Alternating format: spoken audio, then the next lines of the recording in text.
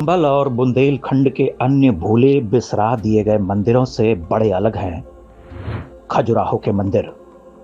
विश्व प्रसिद्ध हैं, लोग खिंचे चले आते हैं काम कला की कुख्यात मूर्तियों को देखने के लिए।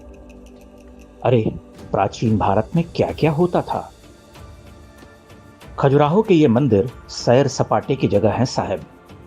गाइड ही गाइड हैं, साज सज्जा की वस्तुएं खरीदी बेची जा रही, बड़े बड़े कैमरे वाले अंग्रेजीदां टूरिस्ट हैं। एक विशाल परिसर में घास के सजीले उपवन हैं, करीने से काट छांट किए गए पौधे लगे हैं। वहां चंद कदमों के बाद ही एक रहस्य लोक खुलने लगता है। सामने बाएं दाएं ऊंचे ऊंचे कलात्मक शिखरों वाले देवालय प्रकट हो जाते हैं, मानो कोई चित्र कथा चल पड़ी हो। चक्राकार आमलक, सुघड़ कलश से मंडित शिखर, वर्तुल धनुषाकार मंडपों की छतें, उनकी अलंकृत भित्तियां। कई विराट मंदिरों के पास से गुजरते हुए अचानक सुविख्यात कंदरिया महादेव उभरते हैं। उन्नत ऊर्ध्वमुख शिखर, कई कई समानुपातिक शिखरों से श्रृंगारित पूर्ण, किसी कंदरा की मानिंद खुलता हुआ मुखमंडप, अति विशाल अधिष्ठान, अलंकृतों में परमालंकृत। शिखर के पीछे भगवान भास्कर की रश्मियां छिटकती हुई, ऊपर मेघ की पुष्पमालाएं। मालूम पड़ता है शतियों से साक्षात महादेव समाधिस्थ हैं यहाँ। ओह, यह तो भवभूति की करुणा और कालिदास की उपमा एक साथ मूर्तिमान हो गई है। माघ के अलंकरण हैं, शंकर के छंद हैं। क्या देखें, कहाँ से प्रारंभ करें। 84 शैल श्रृंगों से शोभित मंदिर धीरे धीरे जब अपने विमान के सूच्यग्र को छूता है, तब किसी पर्वतराज की छवि उभरती है। मेरु पर्वत, महान, उत्तुंग। बाहरी भित्तियों के अत्यंत निकट पहुंचकर देखिए, कहाँ है वे केली की कुख्यात मूर्तियां। अरे, यहां तो जीवन की दैनंदिनी है।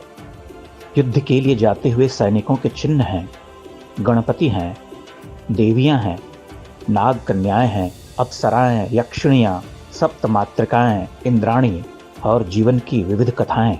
ओह, मध्य में दीख पड़ती हैं कुछ मूर्तियां, प्रणयी नर नारी काम कला को प्रदर्शित करते हुए।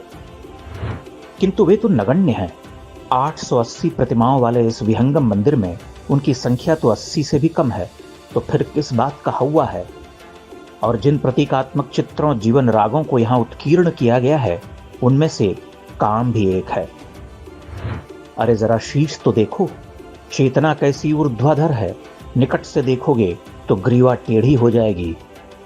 पीछे हटो, अब देखो। यह मंदिर किसी तपस्या का प्रतिफल है।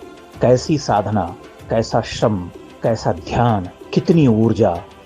कलावंतों के स्वेद कणों से कोई सलीला बह गई होगी। यह तो जीवंत महाकाव्य है, जिसे चट्टानों पर रचा गया है और यहाँ लोग सैलानी बनकर आते हैं। यह पर्यटन का स्थल है। तनिक गर्भगृह की ओर चलो बंधु। क्या तोरण, क्या वेदिकाएं और छतें, पत्र पुष्प कमल दल कीर्ति मुख, गूढ़ मंडप में 4 विशाल स्तंभ, ऊपर नीचे चित्रांकन, अलंकरण, भीतर महादेव का श्वेत संगमरमरी शिवलिंग उपेक्षा से पीत पड़ गया है। अभिषेक स्पर्श खोजता है। चारों ओर अंधेरा है, यहाँ दीप नहीं जलते। ओह, यह तो विश्व धरोहर है, हमारा प्रार्थना स्थल नहीं। यहाँ तो लोग प्राचीन भारत में होने वाले सेक्स का मीटर जानने आते हैं। हम क्या ढूंढ रहे हैं। गर्भगृह के विस्मयकारी प्रदक्षिणा पथ पर धूप पड़ती है, छन छन कर भीतर आती है। कंध जैसे कॉलम पर काल की छाया उमड़ती है। कोई चित्रपट चलता है। देवी देवताओं की कलात्मक प्रतिमाएं मौन में थिर रहती हैं। चमगादड़ की दुर्गंध आती है। महादेव, क्षमा करो, मन तृप्त रह जाता है। पुनः बाहरी भित्तियों पर मंडलाते हुए हम विचारते हैं कि हम वास्तविक नहीं कि क्षण क्षण की छटा के अभिप्रेत जान लें। साधारण दर्शनार्थी हैं और हमारे शब्द कितने मरणधर्मा, कितने क्षणभंगुर। कैसा कालातीत है यह मंदिर। खंडित मंदिरों के त्यक्त अधिष्ठानों पर खड़े होकर कचोट होती है। यहाँ तो हर्ष और विषाद दोनों ने घेर लिया है।